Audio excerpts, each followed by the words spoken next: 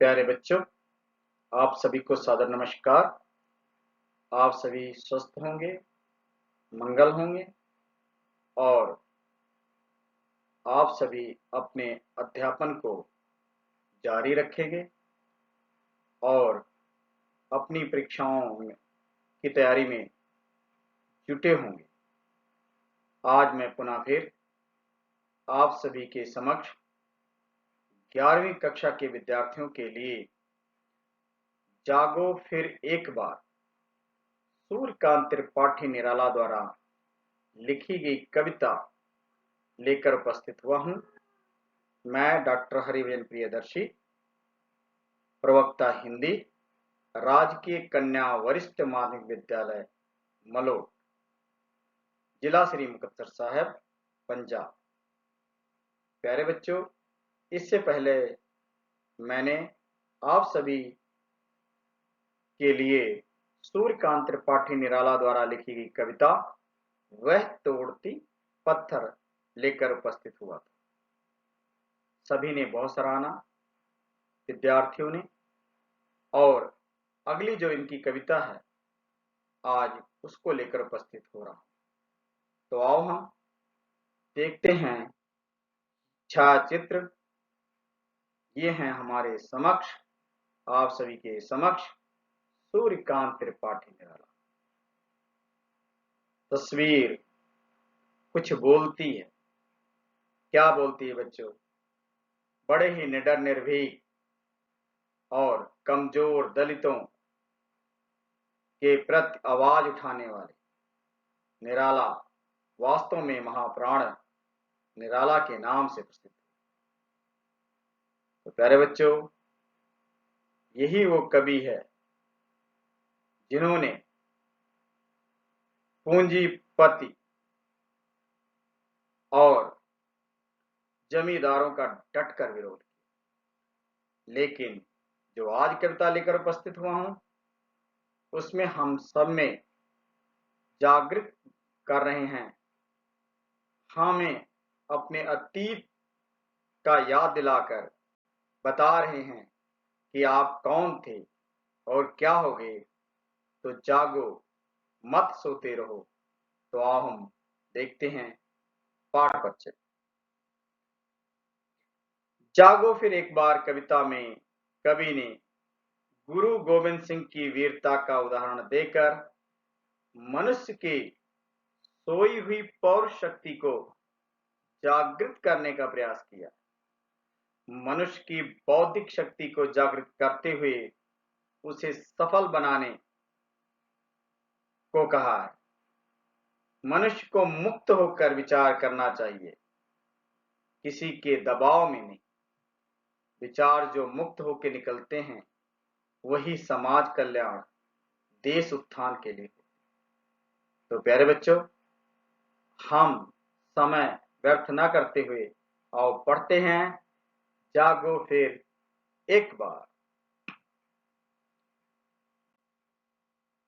ये छायाचित्र आपके समक्ष उपस्थित है। ये हमारे गुरु गोविंद सिंह जी हैं, 10वें गुरु हैं हमारे, और इनसे प्रेरणा लेनी चाहिए कि किस प्रकार इस महापुरुष ने अपना सर्वस्व न्यौछावर कर दिया, धर्म की रक्षा के लिए अपने पिता का बलिदान कर दिया।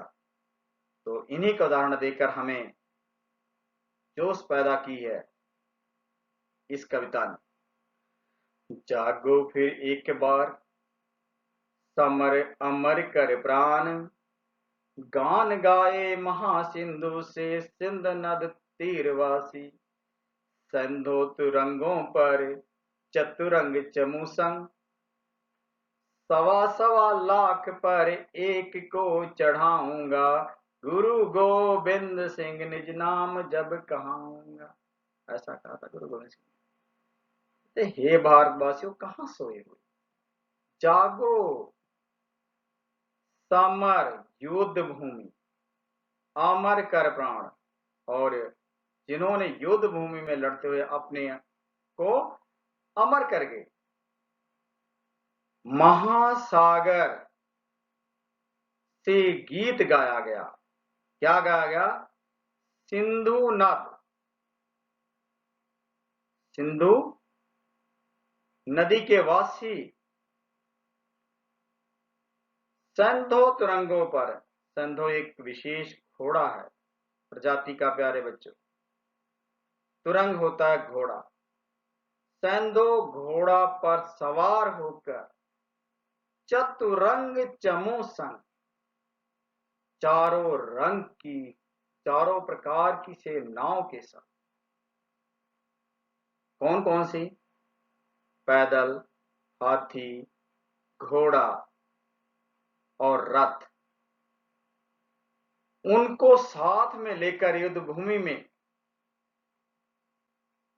अपने शत्रुओं का मुकाबला करते रहे और एक कहते रहे, 1.25 लाख पर एक को चढ़ाऊं। हमारे 1.25 लाख दुश्मनों के लिए मात्र एक ही सिख काफी है, और मैं ऐसा करूंगा तभी मैं अपना नाम गोविंद कहलाऊंगा।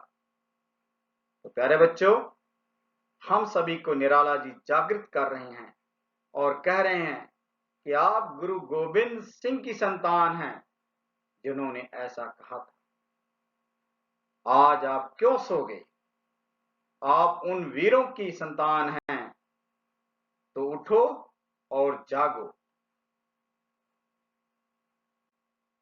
किसने सुनाया ये ही वीर जन मोहन अति, दुर्जय संग्राम राग फाग का खेला रण।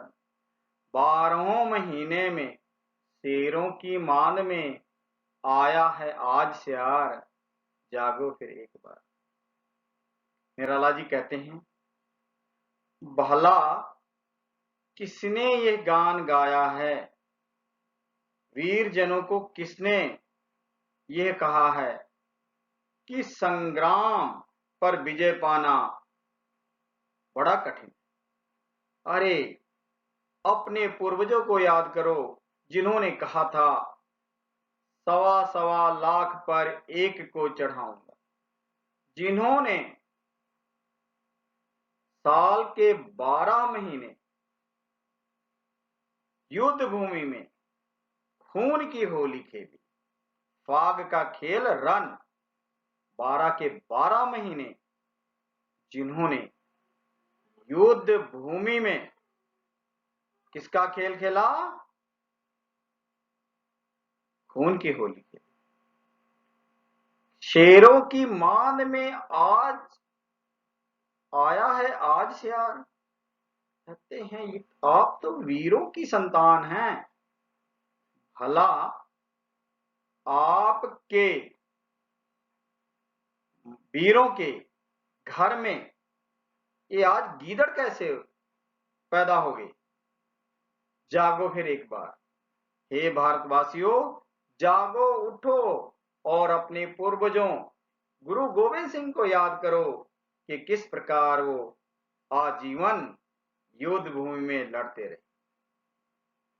ऐसा नहीं है कि किसी को जीतना कठिन हो, आप विजय प्राप्त कर सकते हैं, क्योंकि आप गुरु गोविंद सिंह की संतान हैं।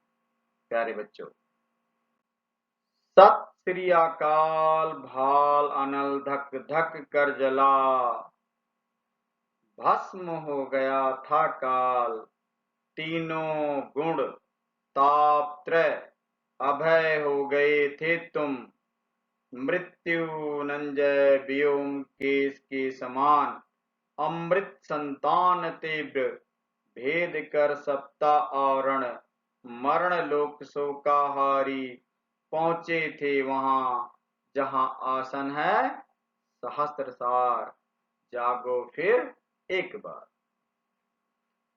निराला जी कहते हैं, जब गुरु गोविंद सिंह युद्ध भूमि में नारा लगाते थे और कहते थे सत श्री अकाल, तो उनका माथा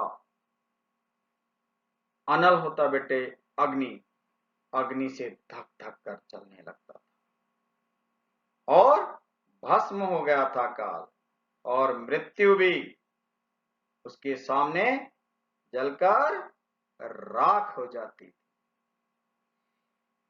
कहते हैं तीनों गुण तापत्रय। कौन कौन से? सत, रज, तमो से रहित। इससे डर नहीं लगता था, ना ही आदि भौतिक, आदि दैविक, आदि आध्यात्मिक से तुम डरते थे।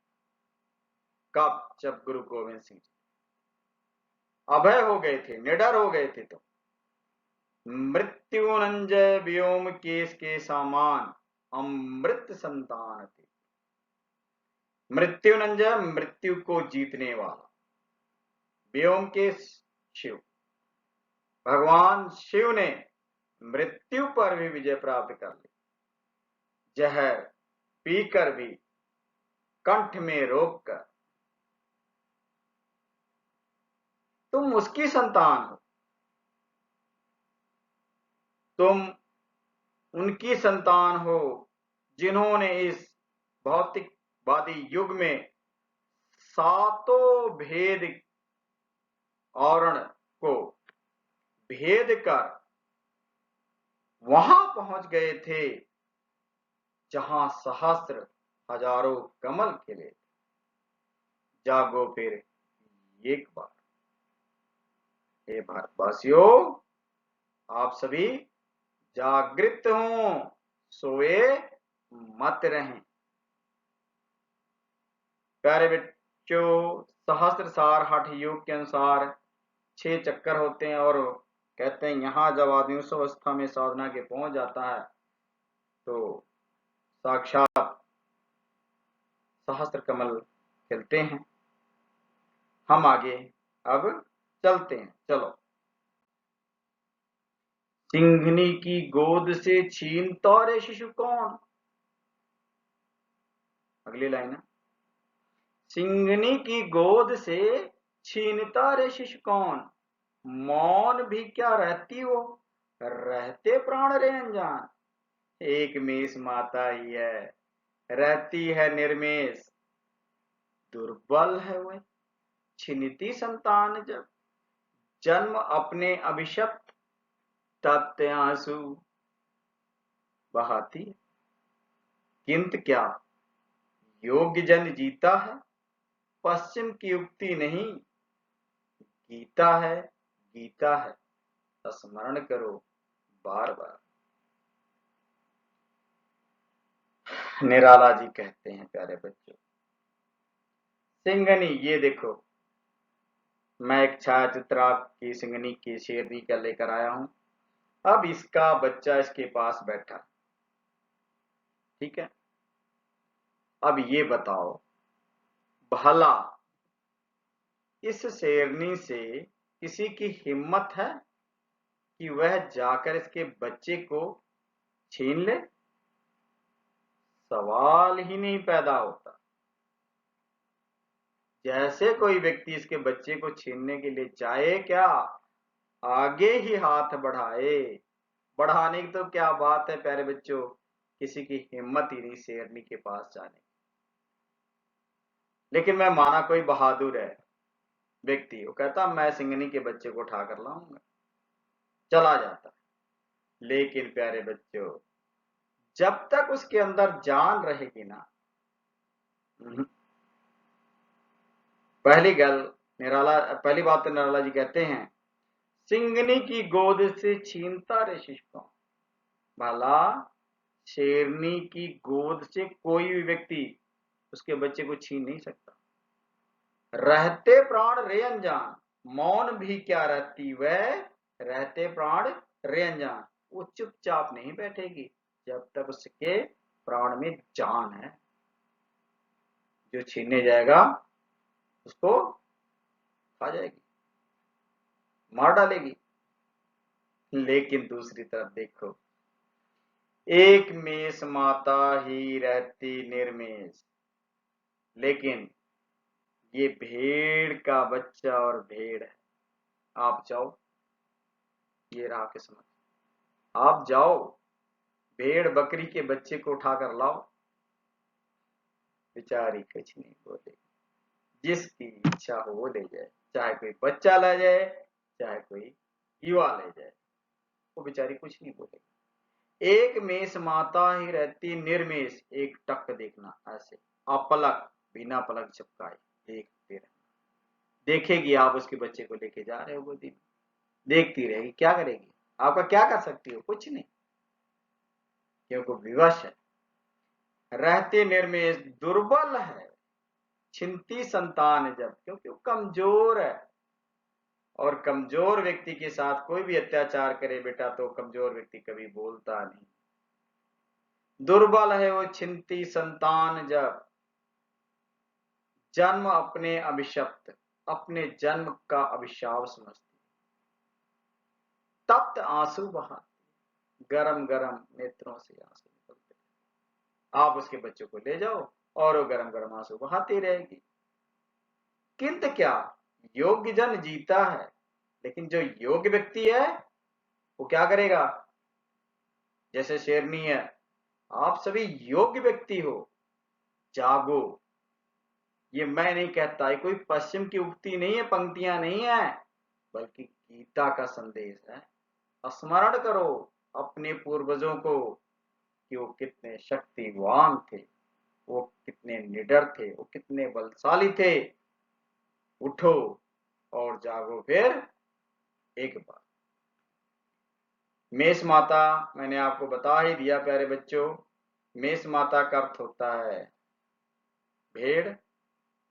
निर्मेष का मतलब होता है क्या? अपलक, अपने इन पलकों को बिना झपकाए।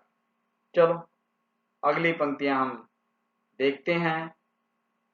निराला जी की जागो फिर एक बार कविता पढ़ रहे हैं।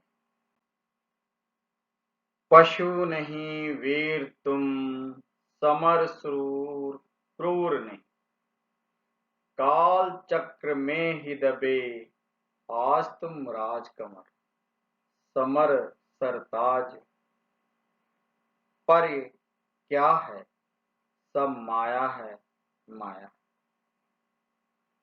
निराला जी कहते हैं कि हे भारतवासियों, ये पछता तुम्हारे अंदर कहां? तुम तो वीर पुरुष हो। अपने पूर्वजों को याद करो, अपने इतिहास को याद करो। तुम समरसूर हो। समर होता बेटा युद्ध भूमि, तुम युद्ध भूमि के वीर हो, वीर योद्धा हो जो कभी पीठ नहीं दिखा। तुम निर्दयी नहीं हो, बस शर्त यह है कि तुम काल चक्र में फंस चुके, लेकिन आज भी तुम राजकमर हो, राजकुमार हो और युद्ध भूमि के ताज हो।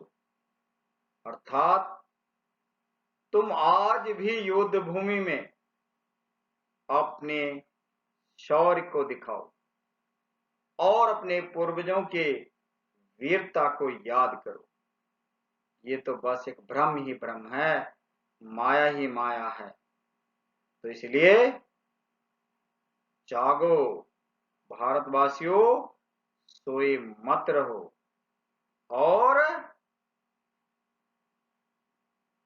तुम आज भी युद्ध भूमि के राज कुमार हो। मुक्त हो सदा ही तुम, बाधा विहीन बंद छंद ज्यों, डूबे आनंद में सचिदानंद रूप। महामंत्र ऋषियों का, महामंत्र ऋषियों का अणुओं परमाणुओं में फूंका हुआ, तुम महान हो, सदा महान हो, महान है नश्वर ये दीन भाव, कायरता काम परता ब्रह्म हो तुम, पद रज भर भी है नहीं, पूरा ये विश्व भार, जागो फिर एक बार। निराला जी कहते हैं मुक्त सदा ही तुम तो सदा मुक्त हो। किस प्रकार से मुक्त हो? उदाहरण देते हैं। बाधा विहीन बंद छंद जो। प्यारे बच्चों, आप सभी छंद अगर पढ़ा है तो ठीक नहीं, मैं बता देता हूं। छंद 3 प्रकार के होते हैं, मात्रिक, वर्णिक और मुक्तक। जो मात्रिक छंद है उसे मात्राओं में बंधा रहना पड़ता है, ठीक है। जो वर्णिक छंद हैं उन्हें वर्णों में बंधा रहना पड़ता है। लेकिन जो मुक्तक छंद हैं वो किसी भी नियम कानून में बंधे नहीं होते। समझ गए? कोई उन पर नियम नहीं लागू होता। निराला की पंक्ति देखो, मैं उदाहरण से समझा देता हूं आपको। अब मात्रिक छंद है। राम राज बैठे तरलोका, हर्षित भय गए सब सुखा। चौपाई है, मात्राओं में बंधी हुई, नियम में बंधी हुई, ठीक है। उसी प्रकार सवैया देख लो, वर्णिक छंद है। मानुष हो तो वही रस खाने, बसो वज्र गोकुल गांव के ग्वारन। 26 वर्ण, मतलब उसमें 26 वर्ण होंगे। लेकिन निराला की पंक्ति में पढ़ता हूं, या इन्हीं पंक्तियों को देख लो, ये मुक्त है। वह तोड़ती पत्थर, या वह आता, वह आता, बस पहली लाइन। दो टुक कलेजे को करता पछताता, पथ पर आता। 2 शब्द, कितने बड़े शब्द। मुक्त है, कोई नियम कानून कायदा नहीं। तो कहते तुम तो मुक्त हो, सदा स्वतंत्र हो। किसकी तरह? जिस प्रकार किसी बंधनों में नहीं बंधी होती मुक्त छंद। डूबे आनंद में सचिदानंद रूप। कहते हैं आप तो सचिदानंद के आनंद में डूबे हुए रूप हो, महामंत्र ऋषियों का। और इस भारत की धरती पर बड़े बड़े ऋषि मुनि पैदा हुए, जिन्होंने इस धरती के कण कण में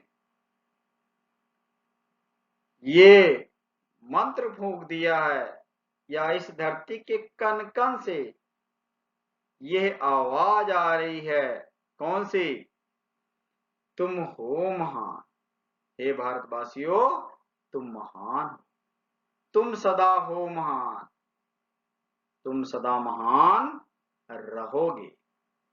है नश्वर ये दीन भाव। अगर कोई नाशवान है, नश्वर है, तो ये जो आपके अंदर ना दीन भाव आ गया, वो है नश्वर। और कोई चीज नश्वर नहीं। कायरता, काम परकता। आपका कायरता नश्वर है, इच्छाएं नाशवान है, जबकि तुम महान। तुम ब्रह्म हो, ब्रह्म हो तुम तो साक्षात ब्रह्म हो। और इस ब्रह्मांड का भार पद रज भर भी है नहीं, पूरा ये विश्व भार। और इस पूरा ब्रह्मांड का भार तो आपके पैरों के नीचे पड़ने वाली मिट्टी जितना भी नहीं है। इसलिए हे भारतवासियों, मत सोए रहो, जागो, उठो, अपने पूर्वजों के शौर्य, वीरता और पराक्रम को याद करो। इसीलिए तो गुरु गोविंद सिंह का हमें उदाहरण देकर, ऋषियों मुनियों शिव जी का उदाहरण देकर हमें समझाया है निराला जी ने कि आप किन किन संतान हो, फिर भला आपके अंदर ये कायरता और अपनी इच्छाओं के अधीन क्यों होगे। इस पूरे ब्रह्मांड का भार तो आपके पैरों की मिट्टी के बराबर ही नहीं। तो इसलिए भारतवासियों, जागो फिर एक बार पुनः जागृत हो, सोए ना। प्रश्न है प्यारे बच्चों, 1.25 लाख पर एक को चढ़ाऊंगा, ये पंक्ति किसने कही है? गुरु गोविंद सिंह जी ने, गुरु नानक देव जी ने, गुरु अर्जन देव जी ने, गुरु अंगद देव जी ने। तो हम किसकी कविता पढ़ रहे हैं प्यारे बच्चों? गुरु गोविंद सिंह की। तो इसलिए कौन कहेगा? गुरु गोविंद सिंह ही कहेंगे। मैं टिक करता चलूं। का प्रस्तुत पद्यांश में आए हुए तीनों गुण कौन कौन से हैं? सत, रज, तम, सभी। तो प्यारे बच्चों, ये तीनों ही हैं, तो हमारा उत्तर होगा घा। पद्यांश में आए हुए तीनों ताप कौन कौन से हैं? आदि भौतिक, आदि दैविक, आध्यात्मिक, सभी। हमारा उत्तर होगा घा, सभी।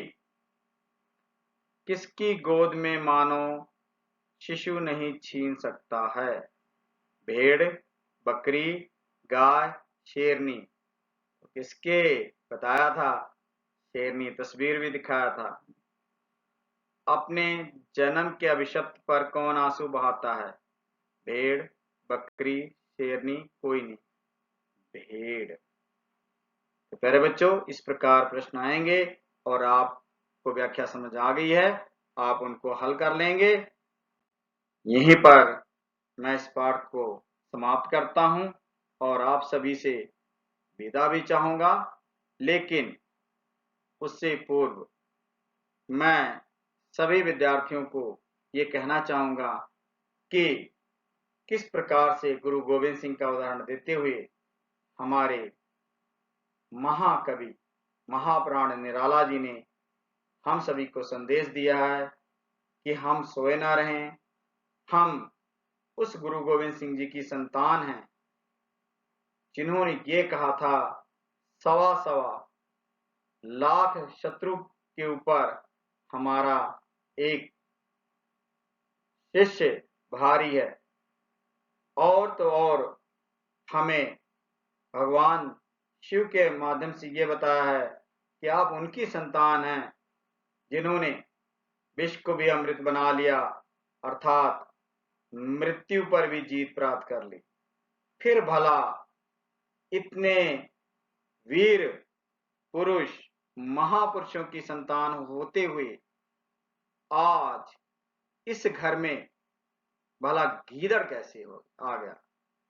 गीदड़ आने का मतलब यहाँ प्यारे बच्चों यह है कि आप अपने असलियत को भूल चुके हैं, अपने शौर्य को भूल चुके हैं, अपनी वीरता और अपने पूर्वजों के पराक्रम को भूल चुके हैं। तभी तो कहते हैं, हे भारतवासियों, सोए मत रहो, जागो और पुनः जागो और भारत को स्वतंत्रता की बेड़ियों से मुक्त कराएं और भारत, आप सभी एक स्वतंत्र भारत में जो है श्वास ले सके। तो प्यारे बच्चों, इसका निचोड़ यही है। आपको, मुझे पूरी उम्मीद है कि आप सभी को जिस प्रकार वह तोड़ती पत्थर समझ में आ गया निराला जी की कविता, उसी प्रकार जागो फिर एक बार कविता भी अच्छी तरह से समझ में आ गया होगा। हम फिर मिलेंगे आपको एक नए अध्याय और पाठ के साथ। तो अब यहीं मैं विदा चाहता हूं। आप सभी का हार्दिक हार्दिक धन्यवाद।